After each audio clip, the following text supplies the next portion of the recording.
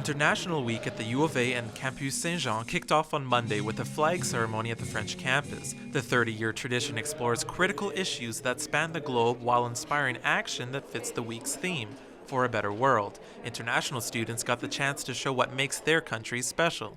For international students, first of all, it gives them the chance to show their pride, show that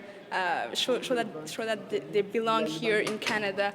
They get to keep their identity, but they get also to embrace another culture. International Week's main goal was to initiate conversation about challenging issues that the world faces, namely the staggering amount of refugees around the globe. It really couldn't be worse. 51 million people displaced from their homes, unprecedented numbers since World War II when we started counting. Dr. Heinemann, one of the main keynote speakers for the week, spoke about the importance of international organizations teaming up with universities to help refugees leave their camps and get a better life in education, like what happened to Abdi Noor, a sponsored student at the U of A who lived in a refugee camp for 17 years. It's very hard to describe for someone who hasn't experienced, but it is refugees live in horrible conditions.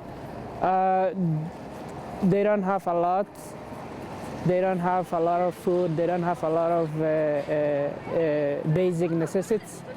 The world that he left is a vastly different place, and both campuses set up mock refugee camps to try and emulate those conditions. Some people get like a small foam mattress, the lucky ones who can afford that. Noor's family is still living in the Kenyan refugee camp, and it's his goal to finish school and get a job so he can sponsor them himself to come to Canada.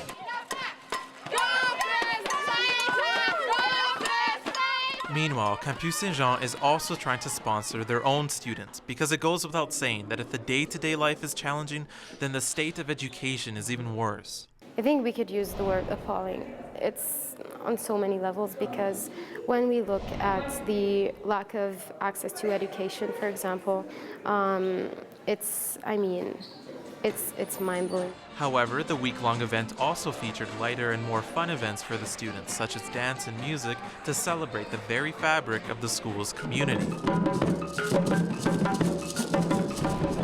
Sharing, learning, talking, all for a better world. For Shaw TV, I'm Daniil Anselmi.